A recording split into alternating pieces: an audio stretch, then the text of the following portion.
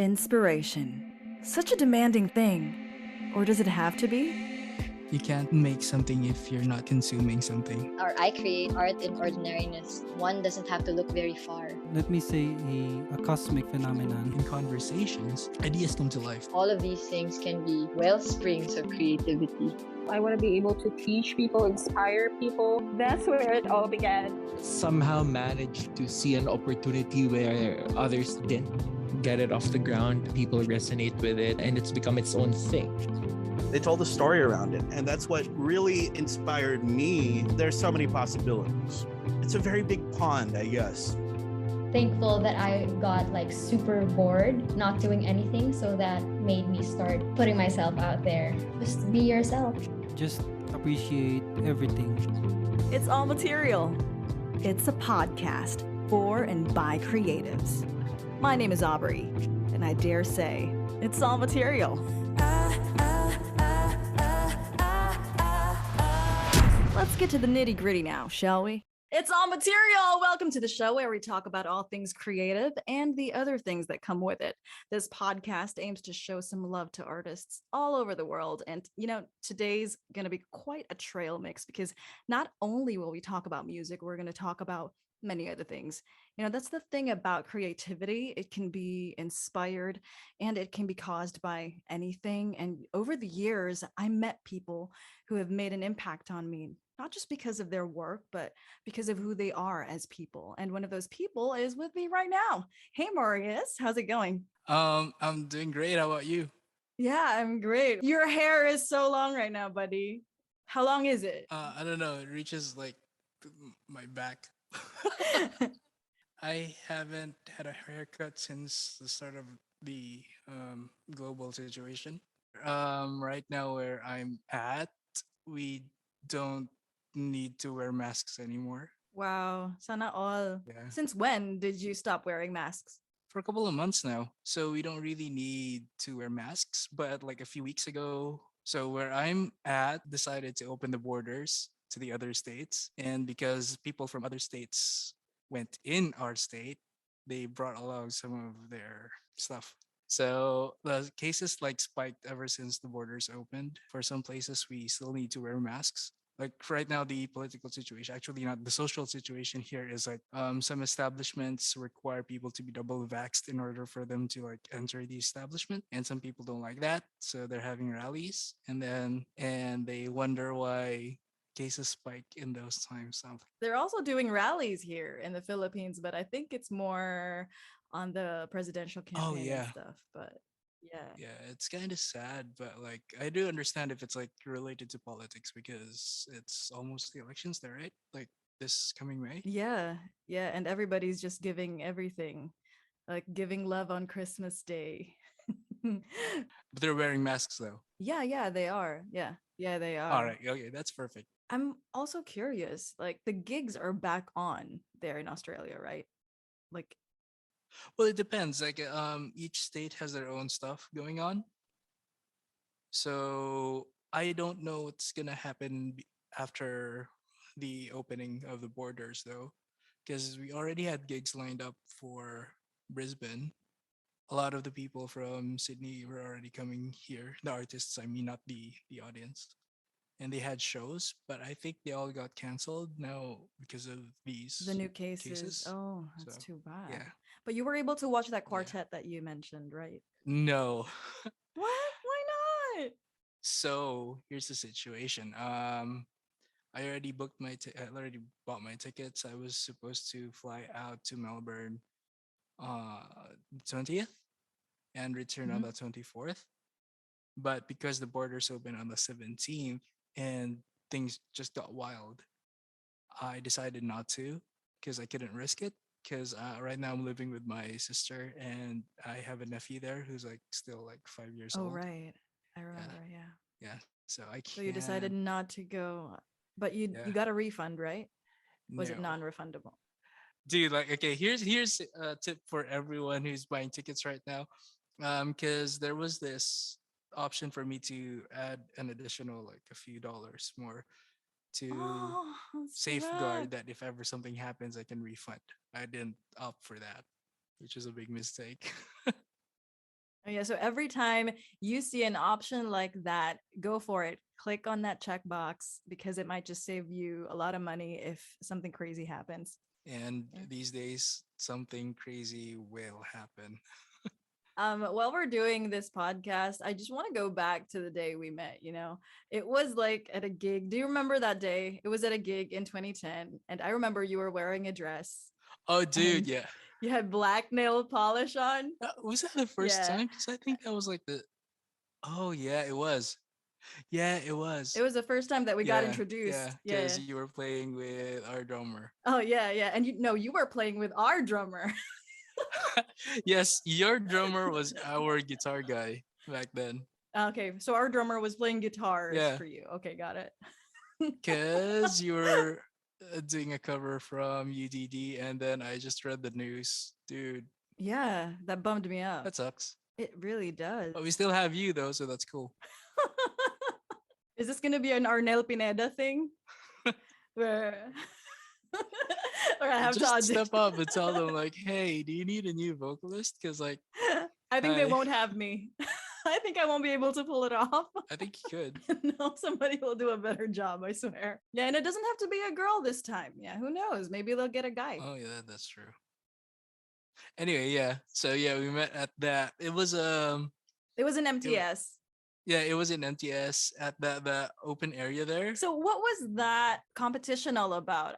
That got me curious. I never really asked you what that contest was, why you were wearing a different outfit than what you usually wear. And you had black nail polish on, and I think you were wearing a bit of makeup as well. Yeah, no, I was part of a pageant then. Mm. It was called the Mistress of the Dorm. So that day, that night was the celebration for our school. It's called like Deviance Day. Mm-hmm. So they have Mistress of the Dorm every Deviance Day, and it's like guys rock up wearing. A beauty pageant for guys dressed as girls. Oh, And here's the okay. thing: because our community was so small, we knew who the real guys were and those who weren't. So part of the rules was like, okay, you have to be like everyone should know that you're. Okay. Okay. You identify as a he. Yep. It should be that. That's the Yeah. category. Yes, that's the category. Because like imagine if we were joining a contest, like a beauty pageant for guys dressed as girls, and then someone who is used to dressing up as a girl joins that. It's not fair. So So there's no element of surprise. no. That kind of the point of it all? Yeah. Okay. So what made you decide to join the fun? That's a good question. What did make? I think I just wanted to. Did you Yeah, I think I volunteer volunteer. Yeah, I definitely volunteered. as Yeah. tribute, like Katniss? No, because I think I wanted to. Like, definitely, I wanted to have that feeling too. Like, be on stage, people looking at me. You like the attention? Yes. Don't we all? Yeah, Don't we all definitely. like attention? That's why I'm in a band, you know? I'm an artist. Look at me.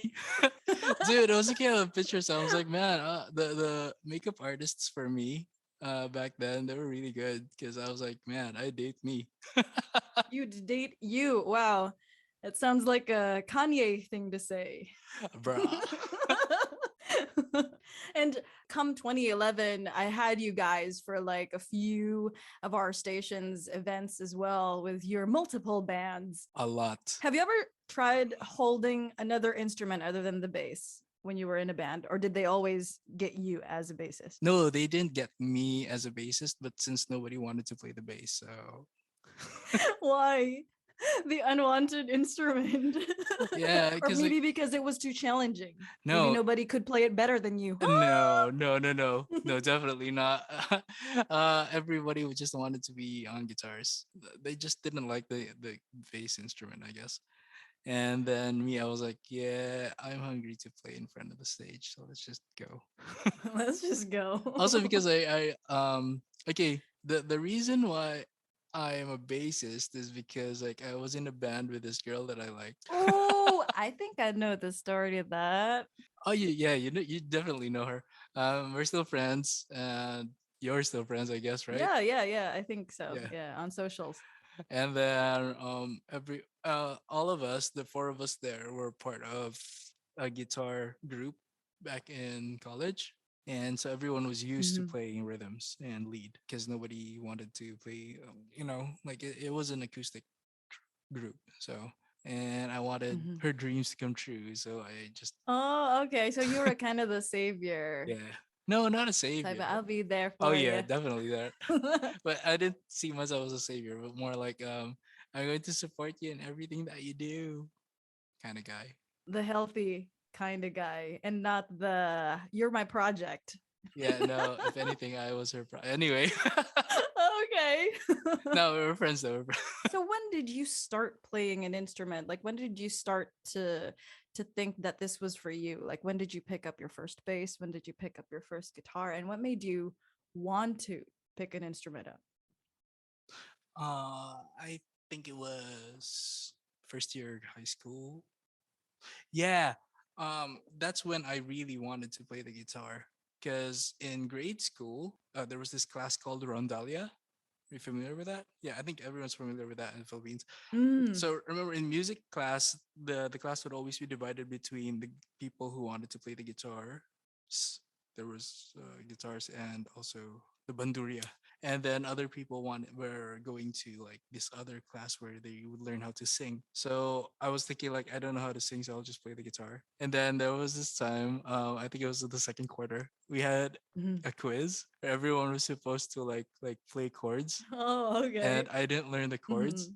So I just quit that class and I went to Mhm. the singing What? Serious? class. Yeah, bro, like it was like chords, like proper chords. But you learned a thing or two from the class, right? Definitely not.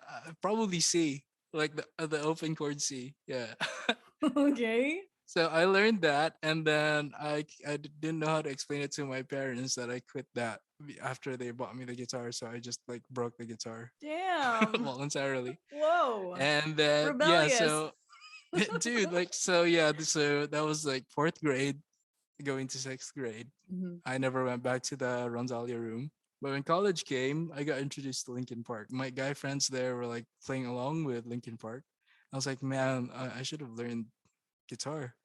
And then I noticed, like, dude, you're not playing the normal chords that Yeah, yeah. we were That's taught. right. And they were like, dude, like this is drop D. And I was like, dang, you're just using one finger. I know. So that got me. So I was like, okay, I can learn this now. Because like it's just one finger and three It's the strings. coolest thing ever. Bro, it's like all power chords. Is it a minor or a major? No one cares. No one cares. Yeah. So yeah, that's when I tried picking the guitar up again. Good thing it didn't haunt you. Like when you heard Linkin Park, you weren't like, no, I'm not going back there again. Good thing it inspired you instead. Yeah, definitely. Because like Linkin Park was like it was monumental in my life. Not just as someone who wanted to be a musician, but also as a writer. Because that time, yeah, before that I was like into hip hop. Eminem, Bone Thugs. Oh, yeah. And when I heard Mike Shinoda rapping over distorted guitar, Over yeah, heavy instruments. I was like, man, this is something new. And that started my love, I guess, for instruments, specifically guitars and piano too, because like they always used those samples right from Mr. Han. Yeah. Right. Yeah. So yeah, that's what So inspired it me. all started with Linkin Park. Yeah. I didn't know this. It's good to Yeah, know. boy. So how many Linkin Park songs can you play like right now on top of your head? No, none. Bro, like they're deceitfully easy. Like when you hear them, you're like, okay, that's really easy. And then when you actually sit down to try to learn what they're doing, see, here's the thing: if you have someone on guitars and also someone who's playing media, like samples like Mr. Han, you don't know which of that is actually him scratching or if it's Brad like doing something with guitars. Mhm. And in addition to that, with Meteora, their the album after Hybrid Theory, Mike Shinoda was getting into guitars I too. see. So like for me, because I only have one ear, right? Because I'm deaf in my left ear. Oh, I didn't know this. No, you do know Since this, when? dude. I was Since born with when? this. Yeah, I was born deaf one ear. like 100% deaf left ear, And that didn't stop you from becoming a musician. Wow, hands bro. down. Because Linkin Park, man, Linkin Park. that's enough reason. During your journey in music, like what was your least favorite part in the whole process? Like when you're creating songs or when you're trying to play, or is there ever a moment where you're just no, no, no, no, no. Yeah, definitely. When I start singing over my songs, Are you serious? I'm serious. Like, I just can't hit the notes at all. When I hear the tone in my head and I sing it, and while I'm singing it, it feels like I'm hitting it. But when I listen to the recording, I'm like, oh my gosh, that is flat ass. Okay, Bro, okay. Yeah, but yeah. have you tried to, to work on it? Or like over the years, what made you overcome or what made you improve in that area? Uh, Keep on singing, I Yeah, guess. Yeah, practice. because like right now, I can confidently say that in a bar, I could probably hit one note now. What do you That's mean perfect. one note? Of course you can hear more, you can hit more than one. No, like especially when you're trying to sing a song, do you have this like problem when you're singing it and then suddenly when you start the note, you actually don't hit it yet and then you slide to the right note? Oh yeah, that happens to me a lot. I don't believe you though. No, but that does happen to me, especially if the song doesn't have an Oh intro, yeah, the silent if it types, doesn't yeah. have like anything and they didn't cue me. Dude, Yeah. And then this, when the lyric comes first, that's what happens to have me. have you tried singing the song with Beyonce, the put a ring on it thing song? Single ladies. Yeah, all single. Dude, like I tried singing it in karaoke and I was like, there's no instruments here. It's only drum tracks. And I'm like, what the heck? How does Beyonce hit the notes? But I think she backs herself up, like she does her own backing vocals, and I think once she has that to follow, she can just wing it, right? Oh yeah. Yeah, Defs. Yeah, probably that's she does that first and then she just overdubs and air thing. Yeah, dude, like right now, so I'm playing for church, right? Mhm. And I have like people like on vocals, so they're like a choir thing. So they're a group doing harmonies. Mhm. They only need like the root note and they can hit whatever it is that they're wanting to, even if it's not the root. Wow. Genius. Dude, I'm like, yeah, what key is it on? And I play like the key. And then they're hitting the fourth or the fifth, whatever, however the song starts with in that melody. And I'm like, how do you do that? How? Maybe they drink like a pentatonics potion or something. Yeah, dude, And they definitely. what experiences have you had that sparked your creativity? And how did these experiences fuel your will to create? What have you gone through in life that just opened that portal and made you want to write, made you want to play, made you want to make something out of nothing? Well, a lot of stuff. Like for when I learn something new about something, I want to write about it and then I want to make music about it. But see, the problem is like getting inspired to write about something is very different from actually writing that thing. Like you have these ideas, I have these ideas in my head. For example, if I see someone, like if I hear a story about someone experiencing this, or if I myself experience something and I want to write about it, like the idea is there. But that's very like what I found out like was like that's actually very different from actually sitting down and writing about it. Because the moment that I sit down and write about it, then I realize, oh my gosh, this is actually a monster that's too big that for me to handle. And that's one of the reasons why there are a lot of notepads in my hard drive that are like ideas for some things that I need to write on. There are also times that I actually get inspired to just pick up a guitar and then start noodling. Most of the time, it's like it's inspired by videos that I watch, and I'm like, oh wow, I like that girl. Oh, So okay. I start right, I pick up a guitar, and I'm like, oh, this is something beautiful that I probably might want her to hear, and that's exactly the reason why I have some videos on music, and most of it is actually inspired by those moments. I see. So it's also that way of communicating that, hey, I'm here, I'm present, and Yeah, I can play you stuff if you hang with me. Is that exactly. But the thing is, I also know that those people will never actually get to hear the music that I write inspired by them, not necessarily for them, but inspired by them. Like for example, last night I was watching The Matrix, right? uh-huh? How did you find it? It was awesome. Resurrections is awesome, man. That's actually how you make a sequel for me, because it had like for people who are listening to this podcast right now, go watch it. It's amazing. One of the reasons why I like it too is because I got introduced to Colleen Wing again, the actress who played her. Oh yeah, Yeah, a reintroduction to reintroduction. Jessica. Yay! Um, I love her hair there. yes, I love her. Electric blue. It was great. Brah. And she sounded so good with her British accent. Like God. So that inspired me to pick up my guitar and noodle. And I think I'm going to Tag her no, on Instagram when you definitely play. not. Definitely not. But see that's the thing. Because you get in terms of music, you get inspired by these images. For me, there's that strong emotion to like, hey, I want you specifically to notice me. But the moment that you sit down and write and like actually work on it, it Mhm. takes a form of itself, and you actually fall in love with it as it is, not for the purpose that it is for.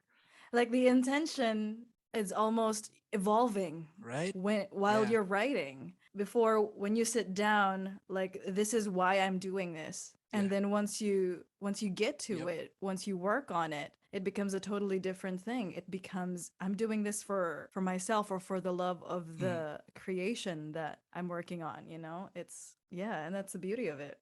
The creation is itself the purpose. So that's something that I really like, especially in moments that I am actually the creativity is sparked. The spark itself is actually not as important as when the time that you actually work with it. And it's the same not just in music for me. It's also the same with other forms that I've attempted at before, like writing poetry or like fiction. Oh yeah, you were a Um, creative writing guy, right? That was your yeah, major way back in college. yeah. Like I told myself if ever I got into UP, that's the course that I would take. But never happened. So I took mass communication instead. I mean, I love the experience there, man. But like for me, having like finished the course, I mean, I'm not saying that this is true for everyone or the Hmm. experience is going to be true for people who want to do this. But like for me personally, that experience actually kind of not damaged because like Hmm. for my instructors back then, it was a really good experience and I loved everything that you guys taught me. But see, the effect on me was like the more I learned about the rules, the more daunting the act of writing was for me. There were rules? Dude, there are rules, and like especially because like in writing, especially in fiction or poetry, Maybe they're just guidelines and not rules per se. depends on which school you're from. Oh, okay. See, this is the funny thing. Yeah, dude, like for example, for UP, people think that or liberals and stuff like that. Actually, a majority of people who are in creative writing in UP are very formalist or traditional. So follow the rules because there are traditions that we should follow. Hmm. And that actually like became something like put fear in my heart.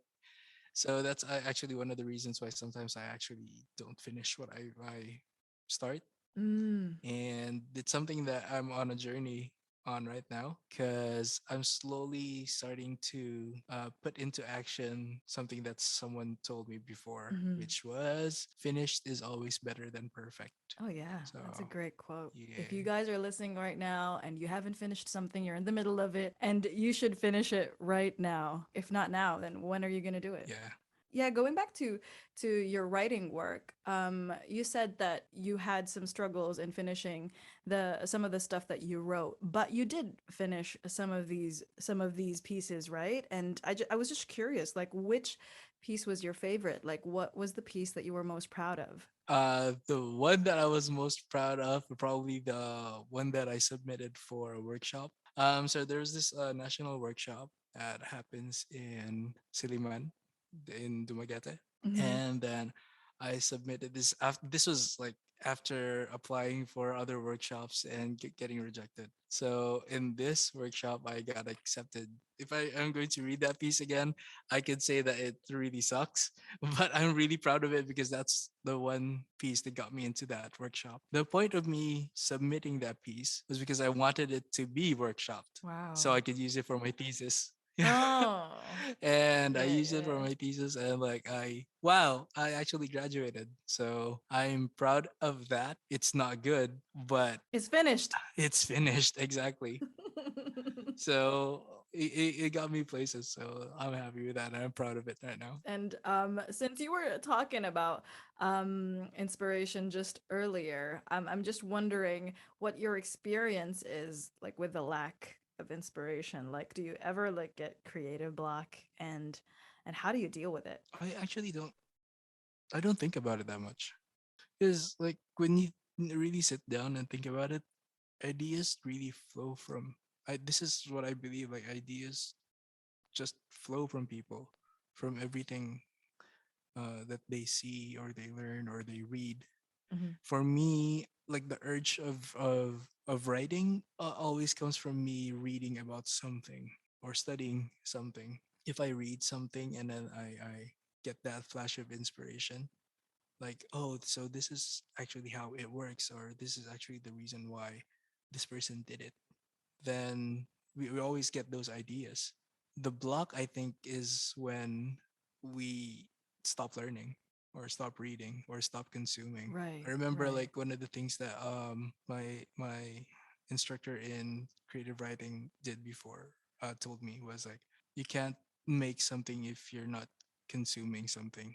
Before you write, you have to read. And I think the same thing goes with everybody Yeah, creating, right? If you don't have inspiration, then go get it. yeah. If you don't have any resources, go get it. When you say that you have nothing, Mm, it's not like you really have nothing. There's always something. mm, Whether it's an experience that isn't that, remarkable, isn't that amazing, isn't if even if the experience is just like what you do every day, you can still get something out of it. You can still make something out of it. definitely, especially if you're writing poetry.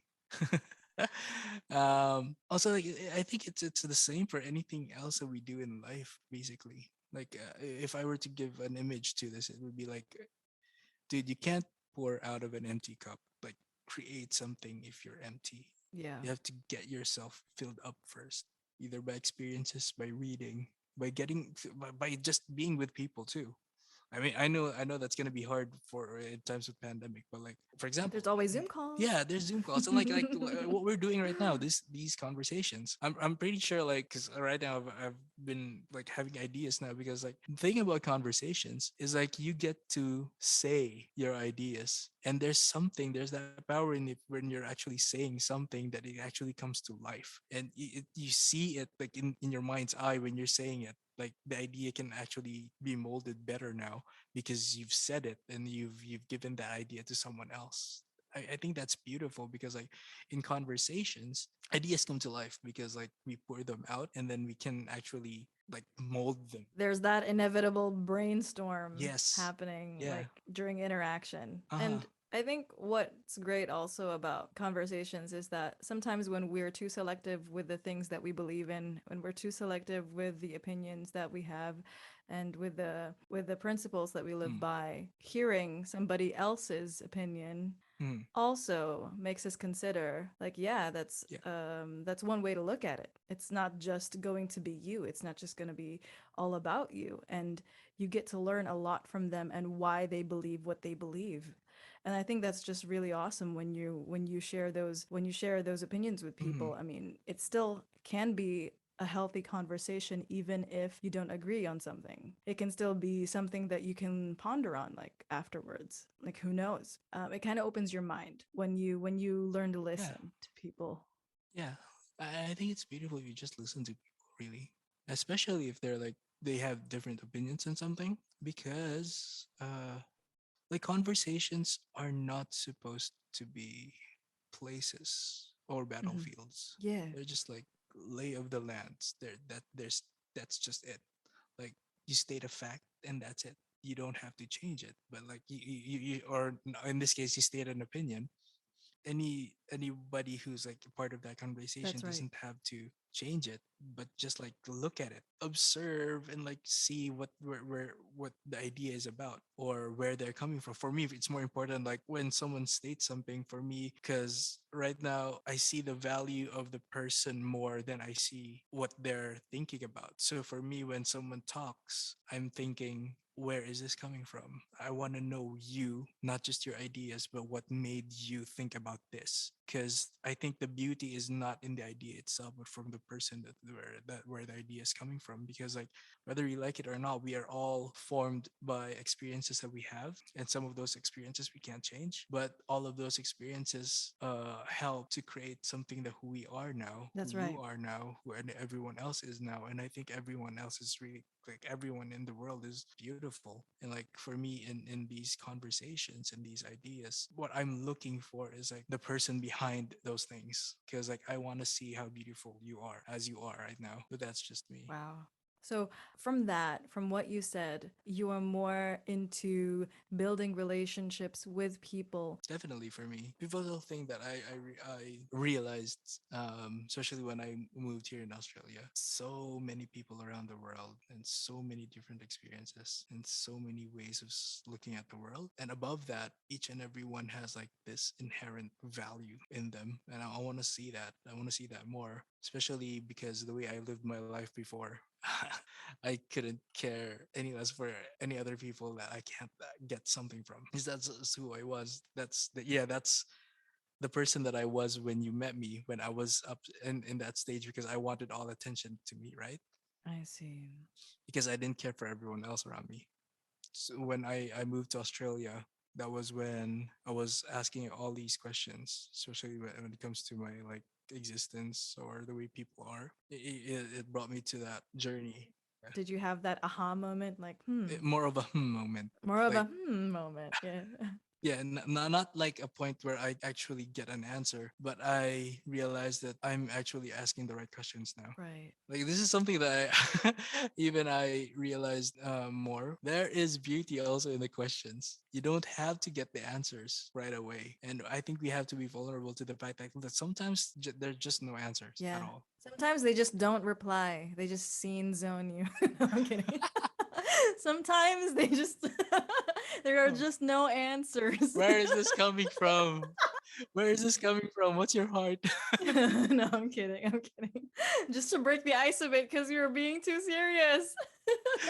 Sorry. No, it's fine. I love it. I love it. I love how we're digging deep into, the whole who am I, and since we're already on that subject, when you're creating music, when you're writing poetry, when you're doing all of the creative things that you're doing, what is your purpose in all of it? What is your why? Like, why do you do what you do? To help someone. To help To help someone. someone. Can you explain that further? It's not just the purpose of the things that I'm doing. It's like I think this is the purpose that I have in my life right now. Not right now. Obviously, if it's in my life, then for the rest of my life. Like I was asking myself before, what do I really want to do with my life? Is it just to work, just to earn money? Well, especially right now that I'm not in my own country. Like, is it just leech off the resources of this country? Oh, wow. Yeah, When you dude. put Like, it that way. yeah. Yeah, no, look, these are the things I actually think about, like right now, especially like I just don't want to be where I am right now. I can't just live for myself, because at the end of the day, I'm just gonna die, right?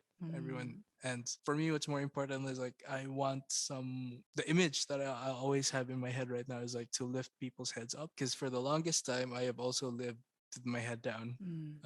I think that's where like the introspective artist comes from. Yeah, always looking down, or if like you're into like the music scene, like it's those shoegazer things.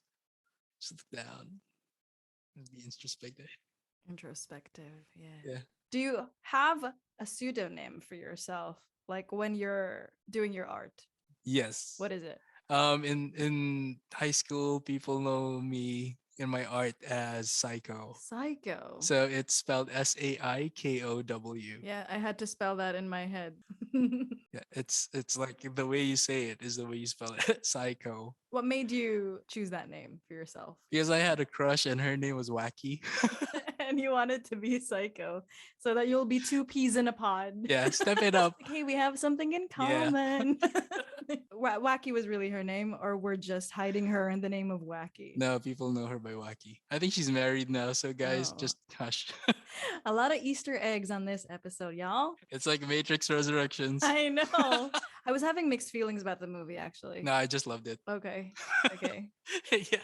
So why? Why though? I think they were using some of the formula from the previous movies. I think that's what it was. I mean, it was nostalgic and I loved it. I loved that part where I'm just taken back to the first movie, to everything that I'm seeing. It's just that I was actually expecting something new. I was expecting the unexpected, let's just put it that way. But everything that happened, I think, or probably being too critical. Like probably I should have just enjoyed it the way other people did, the way you did. Or maybe I just really had that anticipation that it would be way different from what I used to watch from the trilogy. So yeah, but that's just me. I think part of like why I actually really liked it just because the day before that I was watching the Reloaded and Revolutions, which is really bad. Mm. Those two movies are really, really bad. So I think my expectations were already brought really low. I see. So that's the trick. Before you watch Matrix 4, you binge watch 1, 2, 3 first. So it's not you. You can appreciate 4 more. Is there going to be a 5? Not too sure. I see. And you've recently been watching LOTR, right? How is it so far? Bro, I just started. I just started. And I'm like, because like for the longest time I've been putting it off because like when I open it in Netflix, right? Mhm. And I see the end date, I'm like, I mean like the end in the timeline, the playhead or whatever you Mhm. call it. The duration. It's like 3 hours. Yeah, the Yeah. duration is 3 hours. And I'm like, what the heck? Why would you do this? But I finally got the time and I really tested my it at the hour and 30-minute line. I actually dozed off, kinda. Which movie? The first movie? Fellowship. First movie. Yeah. Okay. Fellowship. So this was like when they were being chased by the Orokai. They're in Elrond's place? After that. Oh, after Elrond. Yeah. I remember. Why did you doze off during that time? That's Boromir's shining moment. How could you fall asleep? No, I woke up in the time like at the moment that I regained my interest was when the ring was like hardcore tempting Boromir. Okay. You know that part? Yeah. Like before that time when Frodo ran away That's right. He was looking from for Boromir. Frodo. Yeah. So that time was when I woke up and I saw like the best scene by Boromir and I'm like, my gosh, this is my favorite character now. Anyway, so guys, if you haven't watched Lord of the Rings, like just try to like I know it's gonna be difficult, but it's well worth it because it just draws you into the lore and I'm like, my gosh, Aubrey. Like for today, the entire day, can you guess what I was doing? What have you been doing? I've been listening to this guy in YouTube called Nerd of the Rings. So he's just talking about the lore of the books. Okay, it's not the movies, it's the books. Mhm. And I'm like, my gosh, this is so dense. The world is so dense. Tolkien is like, dude, the guy is I mean, he did make an elf language. bro, mind blown. It's amazing. It's wonderful. The world is wonderful. The world that Tolkien made. Wow. Like overall, like who's your favorite author? Like out of all of the things that you've read, like fiction or nonfiction? Borges. Yeah, no, this guy is a fiction writer for the most part, and he writes stories. So it's like really easy because there's no overarching world. Probably there have been theories, but like for me, like he makes bite-sized, not bite-sized. You can read his stories like in one sitting in 15 minutes or 5. I don't know how fast you're. Awesome. Yeah. So this guy, he is a Latin American writer from way back when, and he writes about the way he writes. His tradition is magic realism. What that means is like he writes like it's happening now, but there are elements of magic in it that he doesn't zero in. But it's like it just happens. But what I love about it is like most of his work is just like it just screws with your head because most of his well not most but some of his themes revolve around the what ifs. It's like Twilight Zone, but old school, yeah. So what if there was someone who has infinite memory? So the guy remembers everything from the taste of something to the way everything looked at some sunrise like 5 years ago. Or Oh. what if a writer was supposed to die the next day, and then his final wish was like, give me a year to write a novel, and then that year was given to him. Oh The way it wow. happens is like time stops before the bullet hits his head, and then he gets to finish his novel, and then time goes back again and he dies. Oh wow, that's So it's fast. those, yeah, yeah, no, those are like the themes that he talks about, and it's, for me, I love fiction that like messes with your head above like everything else. So, what advice do you want to give to people who want to write or people who want to make music? Like, or anybody who wants to just make something? Like, do you have any tips or anything that you wish you were taught that you only found out about recently or something like that? Just anything. Don't be afraid to collaborate. No, because sometimes like you really need other people to come around you to get your ideas out.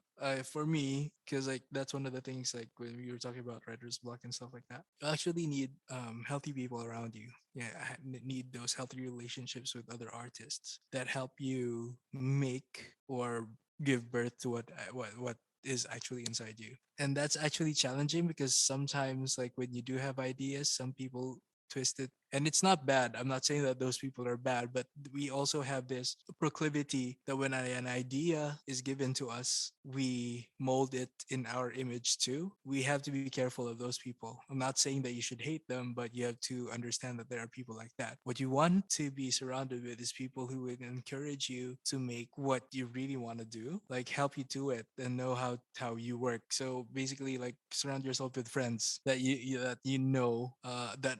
know who you are and where you're coming from and stuff like that. Yeah, as long as they know who you are. And I think it's also good to meet new people, especially like-minded people. Mm, So once you get there, brainstorming doesn't have to be like, hey, you have to use my idea. Hey, do this, do that. Like it can just be a healthy conversation. I think both mm. friends and new people that you're about to meet or the people that, that you want to get acquainted with can give you such good input. So it's still going to be up to you which ones you take, right? Mm. Take the good ones and use them to create something. Take the good ideas, take the good advice, and or anything that works for you. Where I come from, because I was inspired by Linkin Park and heavy music, right? And Linkin Park was new metal, which evolved into metalcore. So my mindset is always on breakdowns and heavy stuff. And I was working with the artist that well, I was in a band with, Mhm. the people that you used to have interviews with before.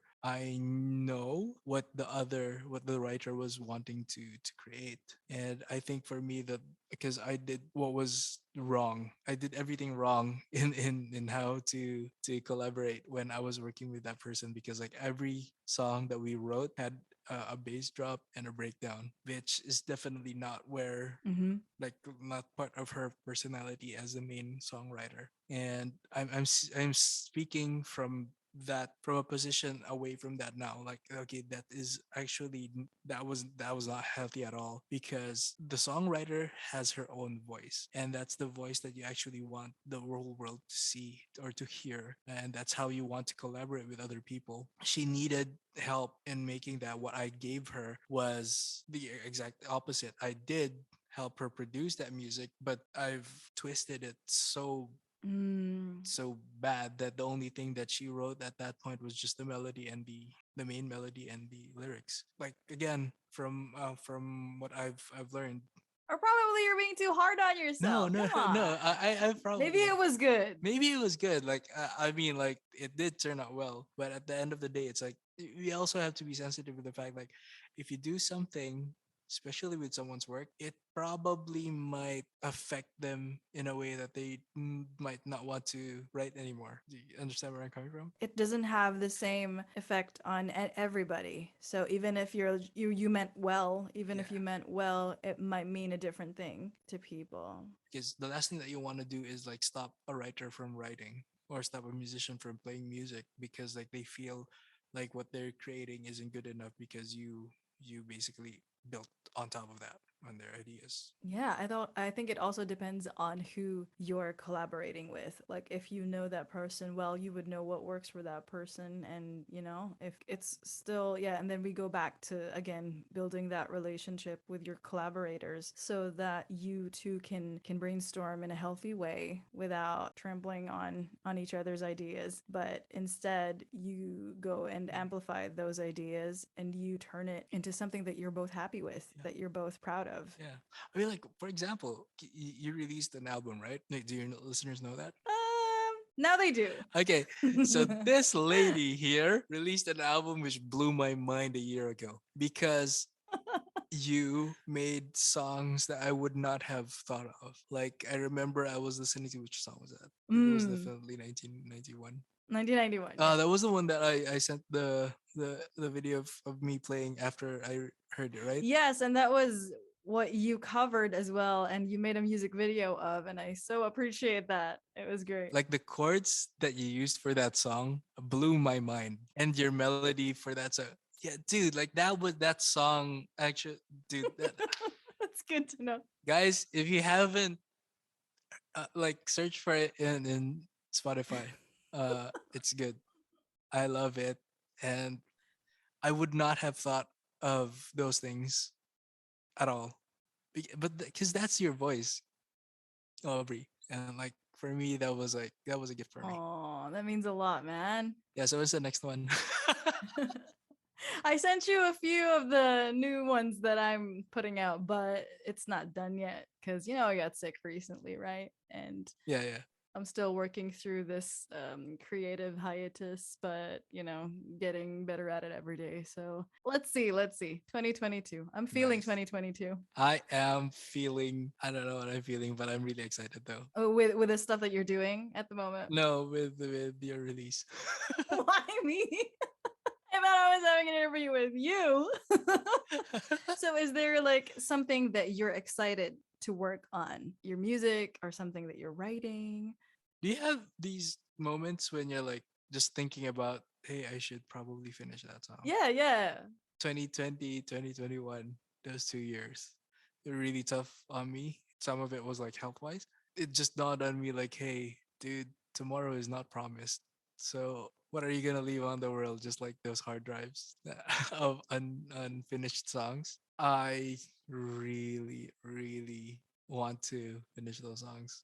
And once you do, you have the whole world to listen to them. You can put them out and it's going to be great. I know you sent me a lot of your demos, a lot of your samples, and I'm like, and I felt the same way when you told me that you never would have thought of writing that. I also thought about that when I listened to your stuff. I was like, I never would have thought of putting that poem inside that song. I never would have thought of getting that sample and making it match so perfectly with the BPM, with everything else. It was so perfectly laid out there. And that was what is this I'm listening to? It's something new. I love it. So those two, so that was not like intentional to like the how they ended. So I don't know. That was providence, definitely. Because I was not planning it to end that way, and I'm like, oh my gosh, it actually ended that way, and I'm like, yay! So I guess this is like God telling me to like, hey, work on this because like It's gonna be great. it's gonna be okay. Yeah, and you're gonna sing on them too, right? Because I don't have the voice. Of course you do. You covered my song and it sounded great.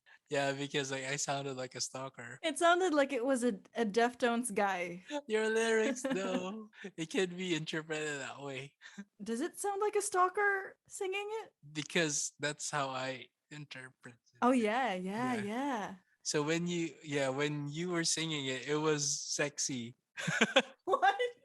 It was like, yeah, come to me, and for me, I was like, yeah, coming to you, girl. So can you sing a snippet of it right now? No. No, just sing a snippet of it, and I'll do my version just so like the listeners know Okay. what I'm talking about. Okay. Let's have a 1991 That's the round. just like a short. Okay, so I don't want to sing an entire verse. Okay. I'll always be the one who leaves everything behind in delicate situations. Your turn. Okay. How did I say? Come on. I did my part. Wait. Good. Go, go, go. I don't know. I'll always be the one who leaves everything behind in delicate situations. Wow, that is really your voice. I thought you were just editing that out and in post production and everything. Yeah, no, because Dude, that's raw, man. yeah, but see, That's awesome. for you, it's I'm like mind for blown, you, it's like actually. come to me, I love you, and for me, I'm like I'm coming to you because I want you. Let's not creep people out any further. But dude, to do that with your voice, man, and to achieve that sound, like with your raw voice, because I really thought that it was all post prod. If you take away filters and stuff, like it would sound like you, but you can manipulate your voice, and you're just being too hard on yourself now that I listened to that version of yours. Because I'm not trying to sing your part. It's difficult for me to like sing the way people sing. But it fits your genre really well. Yeah. Yeah. I mean like yeah, kinda. I'm actually like trying to go for like in the future. I'll probably go for corn. But are they like one of your favorites ever? Yes. So when Linkin Park came out, like I was Mhm. searching new metal, the more related artists. So one of them was like System of a Down, definitely. Disturbed, and then Corn. POD, those guys. So Way on yeah. top of your list. So those are the guys that had like a sort of rap thing happening inside their verses. Yes. Yep. Yeah. It also reminds me of what was that band? Rage Against the Machine. Oh, since we're talking about the Matrix earlier, bruh. Yeah. the end credits was a Rage song, right? Yeah, that was a cover by a band called Brass Against. Oh yeah. I read about Yeah. that band, and they Sophia. you know, remember the news when she peed on somebody on stage? I'm like, oh my god. And it was for that song. Yeah. Wake up. How do you feel about that when people do that on rock shows? What's your take on it? First, the fan wanted it, right? Yeah, On stage. But the problem that I have is like there are other people because it was a show. So I'm like, some people are not into that. And then what actually hurts me most is like when they post stuff now, like people always comment on that incident. People are not gonna forget about that anymore, and I think it's sad because like gonna overshadow their talent or the music that they're making because the people are just gonna whenever they release something, that's the only thing that pops in their head now. It's like that incident. Oh yeah. So that makes me sad, kind of. Although they said that bad publicity is still publicity. So yeah, but like, dude, that was the Matrix though. If you they because like that happened in November, right? Oh yeah. Recently. Yeah. Obviously they were already signed up for the OST for the Matrix. The fandom for Matrix is actually very big, I guess, even after the revolutions and Reloaded. I really hate those movies. Sorry, I'm really sorry. Yeah. Well, like when you think about it, like after that incident, the studio might just pull it out and then replace it with something else, you know? But I'm still glad that I discovered them through Matrix and not the peeing incident. Yeah. Bro, and also like they also do covers of Tool. Oh, I know that you love that band. Yeah. So that's what got me into them. So yeah, Rage Against the Machine. Those, but funny enough, I actually never appreciated Rage until later, because they were purely rock and rap. Oh, do you see the yeah? Because like if you listen to Linkin Park, like so many elements happening, so many yeah angles that you can look at. Yeah, because when you're listening to a Linkin Park song, when you listen to it for the first time, it's going to be different the second time, and it's going to be different the third time, and then by the time that you memorize it, you already know the party happening inside your ears. It's a new experience every time you listen to it when you go back to Linkin Park. Yeah. Yes, and definitely also with the sound system that you're listening it to. Oh yeah, exactly. Yeah. So I'm listening to some Linkin Park songs in my earphones, right, or something, or like for back then in the Philippines, it would be like from your radio or the car stereo from the radio stations.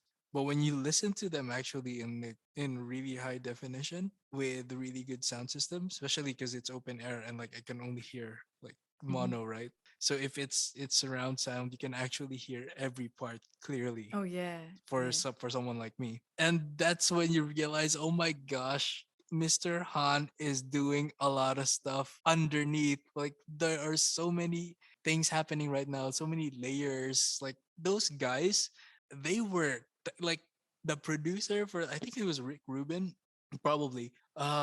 He was a genius, man. Like there are so many things that he hides in the instruments and what they do. I'm like, wow, these guys are amazing.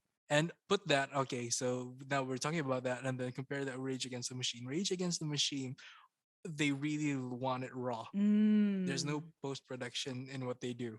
It's drums, bass, guitar, Zach rapping. The most effects that they're gonna have is like Tom on guitars doing like his weird like scratchy things with his guitars. So I did not appreciate that for the longest time. But when I actually uh, read their lyrics, and I'm like, dude, these guys are amazing. All right. We're almost wrapping up the interview. My last question. Where do you see yourself creative wise 10 years from now? If I'm still alive, Nothing bad happens to you, provided that nothing bad happens to you. I'll probably still be attempting music. Um, Hopefully by that time I'll be more established when it comes to my schedules. Right. Because also here's the thing, man. Especially now, because like we're not that young anymore. If we don't schedule something, it's never gonna happen. That's right. I can so relate Right. to that now. Why do we think Yeah. that we have all the time in the world and then we used to be so spontaneous and now here we are. Yes. Yeah. Anyway, man, thank you so much for your time. I really appreciate everything that we talked about. I learned a lot in our conversation, and I'm pretty sure that the people listening right now can get something out of what we've discussed. And I do hope that everyone listening right now who wants to pursue their career creative wise can really go for it. Not wait anymore, because let's go back to that quote that you just told me earlier. Finished is better than perfect. And have a good one. Thank you. Have a good one too. Take care. This is Aubrey, and you're listening to It's All Material. New episode every Thursday at 7 p.m.